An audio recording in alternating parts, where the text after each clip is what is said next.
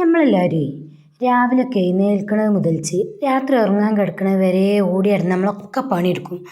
അവിടെ തയ്യൽ മെഷീൻ്റെ മുന്നിലൊക്കെ ഇരുന്നിട്ട് നടുവേദനയും മടുപ്പൊക്കെ കാരണം കഷ്ടപ്പെടുകയാണോ എന്നെപ്പോലെ നിങ്ങളും? അയ്യോ, ഇന്നും തയ്ക്കാൻ ഒരുപാടുണ്ടല്ലോ, വീട്ടുജോലിയും കഴിഞ്ഞില്ലല്ലോ എന്നൊക്കെ ഓർത്ത് ദിവസവും സങ്കടപ്പെടാറുണ്ട് എന്നെപ്പോലെ. എങ്കിൽ ഈ വീഡിയോ നിങ്ങൾക്കുള്ളതാണ് കേട്ടോ. എങ്കിൽ കേട്ടോളി. തയ്യലും വീട്ടുജോലിയൊക്കെ ഒരു ഭാരമായി തോന്നുന്നതിന് പകരം അത് വളരെ സന്തോഷത്തോടെയും അതുപോലെ തന്നെ എൻജോയ് ചെയ്ത് എങ്ങനെ മുന്നോട്ട് കൊണ്ടുപോകാം എന്നാണ് കേട്ടോ ഞാൻ ഈ വീഡിയോയിലൂടെ നിങ്ങൾക്ക് പറഞ്ഞുതരാൻ പോണത്. മടുപ്പില്ലാതെ ദിവസം മുഴുവനും ഊർജ്ജസ്വലമായിരിക്കാൻ സഹായിക്കുന്ന ഒരു അടിപൊളി ടിപ്സും സൂത്രങ്ങളും ഇന്ന് ഈ വീഡിയോയിലൂടെ നിങ്ങൾക്ക് ഞാൻ പറഞ്ഞു തരാം. ഈ വീഡിയോയിൽ കാണിക്കുന്നത് ഞാൻ എൻ്റെ മോൾക്ക് വേണ്ടിയിട്ടൊരു ഫ്രോക്ക് ചെയ്തതാണ് കേട്ടോ. അതിൻ്റെ കുറച്ച് ക്ലിപ്സും കാര്യങ്ങളുമാണ്. പക്ഷേ ഇതിൽ പറയാൻ പോണ കാര്യങ്ങൾ നിങ്ങൾ കൃത്യമായിട്ട് കേട്ട് മനസ്സിലാക്കണം. ഏതൊരാൾക്കും പെട്ടെന്നുണ്ടല്ലോ നമുക്ക് വീട്ടിലെ ജോലിയും തയ്യലും ഒക്കെ പാടങ്ങോട്ട് ബുദ്ധിമുട്ടുന്നവർക്കൊക്കെ ഈ ഒരു വീഡിയോ വളരെയധികം ഉപകാരപ്പെടുകയും. അപ്പം നിങ്ങൾ വീഡിയോ മുഴുവനായി കാണാൻ ശ്രമിക്കട്ടോ. നിങ്ങളുടെ ജീവിതത്തിൽ അത്ഭുതകരമായ മാറ്റങ്ങളൊക്കെ വരുന്നത് നിങ്ങൾക്ക് കാണട്ടോ. ആദ്യം തന്നെ നമ്മൾ ചെയ്യേണ്ടത് എന്താണെന്ന് അറിയോ? ആദ്യം നമ്മൾ മനസ്സിലാക്കേണ്ട ഒരു കാര്യം മാത്രമാണ് ഞാൻ പറഞ്ഞിരുന്നത്. തയ്യൽ എന്നത് ഒരു കടമയോ ഒരു നിർബന്ധിത ജോലിയോ ഒന്നല്ല, അതൊരു കലയാണ്. വെറും ഒരു തുണിക്കഷ്ണത്തെ മനോഹരമായ ഒരു വസ്ത്രമാക്കി മാറ്റാൻ കഴിവുള്ള കലാകാരികളാണ് നമ്മൾ ഓരോരുത്തരും. ഈ ഒരു ചിന്ത നമ്മളെ മനസ്സിൽ എപ്പോഴും ഉണ്ടാകണം എന്നതാണ് ഞാൻ നിങ്ങൾക്ക് പറഞ്ഞുതരാൻ പോണ ഒന്നാമത്തെ ടിപ്പ്. മറക്കാൻ പാടില്ല. കാരണം ഒരു തുണിക്കഷ്ണമാണ് നമ്മളെ മുന്നിലേക്ക് ആൾക്കാർ കൊണ്ടുവന്ന് തരുന്നത്. 1, 2, 3 മീറ്റർ തുണിക്കഷ്ണം. അതിനെയാണ് ഓല് പറയുന്ന രൂപത്തിലേക്ക് നമ്മൾ മാറ്റി കൊടുക്കുന്നത്. അതൊരു കല തന്നെയാണ്. കാരണം ആരും അതിനെ പുച്ഛിച്ച് തള്ളരുത്. ടൈലറിങ് ആണോ ജോലി എന്ന് ചോദിച്ചിട്ട്. ഇനി രണ്ടാമത്തേതായി നമ്മൾ സമയത്തിന് നമ്മൾ ക്രമീകരിച്ച് കൊണ്ടുവരിക. രാവിലെ എഴുന്നേറ്റ ഉടനെ തന്നെ എന്തൊക്കെ ചെയ്യണം എന്ന് ഒരു ചെറിയ പ്ലാന് നമ്മളെ മനസ്സിലുണ്ടായിരിക്കണം. അല്ലെങ്കിൽ നമ്മളൊരു ടു ഡു ലിസ്റ്റും കാര്യങ്ങളൊക്കെ എഴുതി വെക്കാൻ ശ്രമിക്കുക. വീട്ടുജോലിയും തയ്യലൊക്കെ ഒന്നിച്ച് തലയിൽ കയറ്റി വെച്ചാൽ മടുപ്പ് തന്നെ നമുക്ക് വരും. രാവിലെ വീട്ടുജോലികൾക്കൊക്കെ ഒരു നിശ്ചിത സമയത്തിനുള്ളിൽ നമ്മൾ തീർക്കാൻ നോക്കുക. അതിന് ശേഷം തയ്യലിനായി നമ്മളൊരു സമയം തന്നെ മാറ്റി വെക്കണം. അതിനൊരു ഉദാഹരണം നിങ്ങൾക്ക് പറഞ്ഞു തരികയാണെങ്കിൽ, ഒരു രാവിലെ 10 മണി മുതൽ ഉച്ചയ്ക്ക് 1 മണി വരെ തയ്യലിനായി മാറ്റി വെച്ചാൽ ആ സമയത്ത് വീട്ടുജോലിയെക്കുറിച്ചുള്ള ചിന്തകൾ നമുക്ക് പൂർണ്ണമായി ഒഴിവാകും.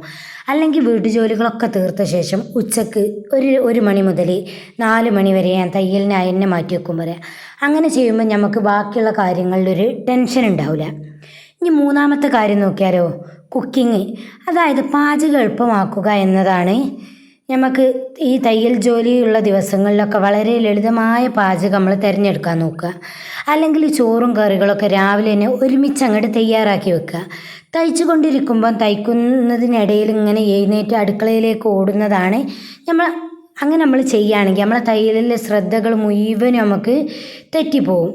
അപ്പം ആ ശ്രദ്ധ കളഞ്ഞാൽ പെട്ടെന്ന് നമുക്ക് മടുപ്പുണ്ടാക്കുകയും ചെയ്യും കേട്ടോ. ഈ തയ്യലിൻ്റെ കാര്യത്തിലുള്ള ഒരു പ്രത്യേക കാര്യമാണ്. മിക്ക ആൾക്കാർക്കുള്ള സ്വഭാവമാണ് അടുപ്പത്ത് ചോറ് വെച്ചിട്ടേക്കാരെ സ്റ്റിച്ച് ചെയ്യാതിരിക്കുക, അല്ലെങ്കിൽ അടുപ്പത്ത് കറി വെച്ചിട്ടേക്കാരെ സ്റ്റിച്ച് ചെയ്യാതിരിക്കുക. അങ്ങനത്തെ സമയത്ത് കറിയിലാണോ ശ്രദ്ധിക്കേണ്ടത് സ്റ്റിച്ചിങ്ങിലാണോ ശ്രദ്ധിക്കേണ്ടത് എന്നറിയാതെ ആകെ ഗുലുമാലടിച്ചൊരവസ്ഥയാവും നമ്മളെ മൈൻഡിന്. അപ്പം നമുക്ക് കൃത്യമായിട്ടുള്ളൊരിത് മൈൻഡിലുണ്ടാവില്ല. ഇനി നാലാമത്തേതായി നോക്കിയാലോ, നമ്മളെ തയ്യൽ സ്ഥലം ഭംഗിയാക്കി നമ്മൾ മാറ്റി വെക്കാൻ നോക്കുക. അതായത് വീടിൻ്റെ ഏതെങ്കിലും ഒരു ഇരുണ്ട കോണിലല്ല നമ്മൾ കൊണ്ടുവയ്ക്കേണ്ടത് തയ്യൽ മെഷീൻ കേട്ടോ. വീടിൻ്റെ ഈ ഇരുണ്ട കോണിലൊന്നും വെച്ചാൽ നമുക്കൊരു സുഖം ഉണ്ടാവില്ല. അപ്പം നല്ല വെളിച്ചവും വായു സഞ്ചാരമൊക്കെ ഉള്ള ഒരു സ്ഥലത്ത് നോക്കി നമ്മൾ തയ്യലിനായി തിരഞ്ഞെടുക്കുക. ആ സ്ഥലത്ത് മെഷീനും സൂചിയും നൂലുകളും കത്രികയും എല്ലാം നമുക്ക് കിട്ടണ കൈയെത്തണ സ്ഥലത്ത് തന്നെ നമ്മൾ വെക്കാൻ ശ്രമിക്കുക. അതുപോലെ നമ്മൾ കൈയെത്തിനോടത്ത് വെച്ചാൽ മാത്രം പോരാ. ഈ തയ്യൽ മെഷീൻ്റെ സൂചി നൂലും കത്രികയൊക്കെ വൃത്തിയായി തന്നെ അടുക്കി വെക്കണം. ചുറ്റും അലങ്കോലമായി കിടന്നാൽ നമ്മളെ മനസ്സിന് വല്ലാത്തൊരു മടുപ്പേക്കാരും. അപ്പോൾ ചെറിയ ചെടിയോ അല്ലെങ്കിൽ നമുക്ക് ഇഷ്ടപ്പെട്ട ചിത്രങ്ങളോ ഒക്കെ മെഷീനടുത്ത് വെക്കുക. അപ്പോൾ ഒരു പോസിറ്റീവ് എനർജി നമുക്ക് ലഭിക്കുക തന്നെ ചെയ്യും. ആ സമയത്ത് നമുക്ക് സ്റ്റിച്ച് ചെയ്യാനൊക്കെ ഭയങ്കര കോൺഫിഡൻസ് കൂടും. നമുക്ക് അഞ്ചാമത്തെ കാര്യം ഒന്ന് നോക്കിയാലോ, നമ്മളിതിൻ്റെ ഇടയിൽ റെസ്റ്റ് എടുക്കുക എന്നുള്ളതാണ്. മണിക്കൂറുകളോളം ഒരേ ഇരിപ്പിരുന്ന് തയ്ച്ച് നടുവേദനയും കഴുത്തുവേദനയൊക്കെ നമുക്ക് വരും. അത് നമ്മളെ ജോലിയെ വല്ലാതെ മടുപ്പുണ്ടാക്കുകയും നമുക്കൊരു വെറുപ്പ് വരികയും ഒക്കെ ഉണ്ടാക്കും. അതുകൊണ്ട് തന്നെ ഓരോ 45 മിനിറ്റിനിടയിലും നമ്മൾ തയ്യലിന് ശേഷം ഒരു 5 മിനിറ്റെങ്കിലും എഴുന്നേറ്റ് നമ്മൾ നടക്കാൻ ശ്രമിക്കുക. ലളിതമായിട്ടുള്ള ഒരു സ്ട്രെച്ചിങ് എക്സസൈസുകൾ, വ്യായാമങ്ങളൊക്കെ ചെയ്യാൻ നോക്കുക. ഒരു ഗ്ലാസ് വെള്ളം കുടിക്കുക. ഇതൊക്കെ നമ്മുടെ ശരീരത്തിനും മനസ്സിനും ഒക്കെ നല്ല വലിയൊരു ഉന്മേഷം തന്നെ നമുക്ക് തരും. അപ്പം ഇങ്ങനത്തെ ഈ വെള്ളം കുടി എന്ന് പറഞ്ഞ കാര്യമുണ്ടല്ലോ, അത് വളരെ ഇമ്പോർട്ടൻ്റ് ആണ് കേട്ടോ. മെഷീൻ ഇരുന്നാൽ നീച്ചാൻ മടിച്ചിട്ട് നമ്മൾ വെള്ളം കുടിച്ചൂല. കറക്റ്റായിട്ട് 1 ലിറ്ററിൻ്റെ 2 ലിറ്ററിൻ്റെ ബോട്ടിൽ വെള്ളം നമ്മൾ കൊണ്ടുവന്ന് വെക്കുക തന്നെ ചെയ്യണം. കാരണം അത് കുടിക്കുന്ന സമയത്ത് നമ്മളെ ശരീരത്തിനൊരു എനർജി ഫീൽ ചെയ്യും. നമുക്ക് ഈ മടുപ്പും കാര്യങ്ങളിൽ നിന്നൊക്കെ നമ്മൾ കഴിച്ചിലാവുകയും ചെയ്യും കേട്ടോ. ഇനി നമുക്ക് 6ാമത്തെ ടിപ്പൊന്ന് നോക്കിയാലോ. തയ്ക്കാൻ ഇരിക്കുമ്പം ചെറിയ രീതിയിൽ സോങ്സൊക്കെ പ്ലേ ചെയ്യുക, അല്ലെങ്കിൽ ഈ ഓഡിയോ പുസ്തകങ്ങൾ കേൾക്കുക. മെഷീൻ്റെ ശബ്ദം മാത്രം കേട്ട് തയ്ക്കുമ്പോണ്ടല്ലോ നമുക്ക് പെട്ടെന്ന് മടുപ്പ് വരാൻ സാധ്യത ഉണ്ട്. അപ്പം നമുക്ക് ഇഷ്ടപ്പെട്ടിട്ടുള്ള പാട്ടുകൾ, അല്ലെങ്കിൽ നല്ല ഭക്തി ഗാനങ്ങൾ, അല്ലെങ്കിൽ പ്രചോദനം നൽകുന്ന പ്രസംഗങ്ങൾ, അല്ലെങ്കിൽ ഓരോരുത്തരുടെ പോഡ്കാസ്റ്റുകൾ, അങ്ങനെയുള്ള കാര്യങ്ങൾ, മോട്ടിവേഷണൽ സ്പീച്ചുകൾ, ഇങ്ങനെയുള്ള കാര്യങ്ങളൊക്കെ ഒരു ബാക്ക്ഗ്രൗണ്ടിൽ ഇങ്ങനെ പ്ലേ ചെയ്തിട്ട് നമ്മൾ തയ്ക്കണമെന്ന് വെച്ചെങ്കിൽ നമുക്ക് സമയം പോകുന്നതേ അറിയില്ല, മടുപ്പും ഉണ്ടാവില്ല. പിന്നെ അടുത്തതായിട്ട് നോക്കേണ്ടത് 7ാമത്തേത്, ജോലി ബാച്ചായി ചെയ്യാൻ നോക്കുക. അതായത് ഒന്നിച്ച് കട്ട് ചെയ്യാനുള്ളത് ഫുൾ ഒന്നിച്ച് നമ്മൾ കട്ട് ചെയ്യുക. അല്ലെങ്കിൽ ആദ്യം 3 അല്ലെങ്കിൽ 4 വസ്ത്രങ്ങളൊക്കെ ഒന്നിച്ച് മാർക്ക് ചെയ്തിട്ട് നമ്മൾ കട്ട് ചെയ്യാൻ നോക്കുക. അതിനുശേഷം അയണിങ് ചെയ്യാനുള്ളതൊക്കെ ഒന്നിച്ചിട്ട് അയൺ ചെയ്യുക. പിന്നെ തയ്ക്കാനിരിക്കുക. അപ്പോൾ അത് തയ്ക്കാനുള്ളത് ഫുൾ നമുക്ക് ഒന്നിച്ച് തന്നെ തയ്ക്കാൻ കഴിയും. ഇത് തയ്യലിൻ്റെ വേഗത വർദ്ധിപ്പിക്കുകയും സമയം നമുക്ക് ഒരുപാട് ലാഭിക്കാനും സാധിക്കണ ഒരു കാര്യമാണ് കേട്ടോ. ഇനി 8ാമത്തെ കാര്യം നോക്കിയാലോ. നമ്മളെ മെഷീന് നന്നായി പരിപാലിച്ച് കൊണ്ടിറക്കണം. കൃത്യസമയത്ത് തന്നെ നമ്മൾ അതിന് ഓയിലിട്ട് കൊടുക്കാൻ ശ്രദ്ധിക്കുക. നൂല് പൊട്ടിങ്ങനെ പോകുന്നുണ്ടെങ്കിൽ അതിൻ്റെ കാരണം കണ്ടെത്തുക. നൂല് പെട്ടെന്ന് പൊട്ടി പോകുന്ന തയ്യൽ വീഴാത്ത ഒരു മെഷീനാണ് നമുക്ക് തയ്ക്കുന്നതെങ്കിൽ നമുക്ക് മടുപ്പ് വരാൻ വേറെ ഒന്നും വേണ്ടി വരില്ല. ദിവസം തുടങ്ങിയ മുതൽ തന്നെ ഈ ജോലി തുടങ്ങുന്നതിന് മുമ്പ് തന്നെ മെഷീൻ വൃത്തിയാക്കി നമ്മൾ ഓയിലിടുക. നല്ല മെഷീന് ജോലി നമുക്ക് പകുതി തന്നെ എളുപ്പമാക്കി തരുന്ന ഒരു കാര്യം നിങ്ങൾക്ക് അറിയാലോ. ഏറ്റവും പ്രധാനപ്പെട്ട കാര്യമാണത്. മെഷീന് കൃത്യമായിട്ട് പരിപാലിച്ച് കൊണ്ടെടുക്കുക എന്നുള്ളത്. മെഷീൻ്റെ ഓയിൽ, എല്ലാ ഫങ്ഷനിങ്ങും ഒക്കെ കറക്റ്റാണോ എന്ന് നോക്കി കൊണ്ടെടുക്കുക എന്നുള്ളത്. ഇനി നമുക്ക് 9ാമത്തത് എന്താണ് പോയിൻ്റ് നോക്കിയാലോ. 9ാമത്തെ ടിപ്സ്, നമ്മൾ ചെറിയ വിജയങ്ങളൊക്കെ നമ്മൾ ആഘോഷിക്കണം. ഒരു ബ്ലൗസ് അല്ലെങ്കിൽ ഒരു ചുരിദാറൊക്കെ നമ്മൾ മനോഹരമായി തയ്ച്ച് കഴിയുമ്പോണ്ടല്ലോ ആ ഫിനിഷിങ് കണ്ട് നമ്മൾ സ്വയം അഭിമാനിക്കണം. നമ്മളോട് അൽഹംദുലില്ലാ, എനിക്കിങ്ങനെ ചെയ്യാൻ കഴിഞ്ഞതിന് താങ്ക്സ്, അങ്ങനെ അള്ളാഹിനെ സ്തുതിക്കുക. നമ്മൾ ഏത് ദൈവത്തിലാണ് വിശ്വസിക്കുന്നത് ആ ദൈവത്തിന് തൊട്ട് നമ്മൾ നന്ദി പറയാം, നമുക്കിങ്ങനെ ചെയ്യാൻ സാധിച്ചതിന്. അതേപോലെ ഇങ്ങനെ ചെയ്തതിന് നമ്മളെ തോളിലൊന്ന് തട്ടിയിട്ട് നമ്മളെന്നെ ഒന്ന് അഭിനന്ദിക്കുക. ആ വസ്ത്രത്തിൻ്റെ നല്ലൊരു ഫോട്ടോ എടുത്തേക്കുക. നിങ്ങൾ സോഷ്യൽ മീഡിയയിലോ വാട്സപ്പ് സ്റ്റാറ്റസിലോ ഒക്കെ ഇടുക. ആളുകൾ അത് കണ്ട് നല്ല അഭിപ്രായങ്ങൾ പറയുമ്പോൾ കിട്ടുന്ന സന്തോഷം ഉണ്ടല്ലോ, അടുത്ത ജോലി ചെയ്യാനുള്ള നമുക്കൊരു വലിയ ഊർജ്ജമായിട്ട് തന്നെ ആ ഒരു ഇത് മാറി വരും നമുക്ക്. ഇനി 10ാമത്തെ പോയിൻ്റ് കേട്ടോ. 10ാമത്തെ കാര്യം, മറ്റ് തയ്യൽ കൂട്ടുകാരൊക്കെ ആയിട്ട് നമ്മൾ ബന്ധം പുലർത്താൻ നോക്കുക. ഈ സ്റ്റിച്ച് ചെയ്യണവരൊക്കെ വാട്സപ്പ് ഗ്രൂപ്പുകളോ ഫേസ്ബുക്കിലോ ഒക്കെ ഗ്രൂപ്പുകളൊക്കെ ഉണ്ടാവും. ആ ഗ്രൂപ്പുകളിലൊക്കെ നമ്മളൊന്ന് അംഗമാകാൻ നോക്കുക കേട്ടോ. അപ്പോൾ അവിടെ പുതിയ ഡിസൈനുകളൊക്കെ നമുക്ക് കാണാൻ സാധിക്കും. നമ്മൾക്ക് സംശയങ്ങൾ ചോദിക്കാൻ നമുക്കുള്ള സംശയങ്ങൾ അവരോട് ചോദിക്കാൻ കഴിയും. അവർ തമ്മിൽ ചോദിക്കുന്ന സംശയങ്ങൾ അതിൻ്റെ മറുപടികളും കേൾക്കുമ്പോൾ നമുക്ക് ഒരുപാട് കാര്യങ്ങൾ ഇന്ന് മനസ്സിലാക്കാൻ കഴിയും. ഇങ്ങനെ നമ്മളിലുള്ള മടുപ്പൊക്കെ മാറ്റി പുതിയ കാര്യങ്ങൾ പഠിക്കാനുള്ള ആവേശം നമുക്കുണ്ടാവും. ഞങ്ങൾക്കങ്ങനെ ഓൾ കേരള സ്റ്റിച്ചിങ് ഒരു ഗ്രൂപ്പുണ്ട്. കേരളത്തിൻ്റെ എല്ലാ ജില്ലയിൽ നിന്നുള്ള ആൾക്കാരുള്ള അങ്ങനെ ഒരു ഗ്രൂപ്പ് ഞങ്ങൾക്കുണ്ട് കേട്ടോ. ആ ഗ്രൂപ്പ് ഉള്ളത് കൊണ്ട് തന്നെ ആ ഗ്രൂപ്പിൽ നിന്ന് ഞങ്ങളെല്ലാവരും എല്ലാവിധ സംശയങ്ങളും, ഇനിയിപ്പം ഒരു ഡ്രസ്സ് സ്റ്റിച്ച് ചെയ്ത് കഴിഞ്ഞാൽ അതിൻ്റെ റേറ്റ് നമുക്ക് ഇടാൻ ബുദ്ധിമുട്ടാണ് വെച്ചെങ്കിൽ അങ്ങോട്ടും ഇങ്ങോട്ടും തമ്മിൽ ചോദിച്ച് എല്ലാ സ്ഥലത്തെ റേറ്റും ഒന്ന് കോർഡിനേറ്റ് ചെയ്തിട്ടാണ് ഞങ്ങളൊക്കെ എല്ലാവർക്കും റേറ്റ് പറയല് കേട്ടോ.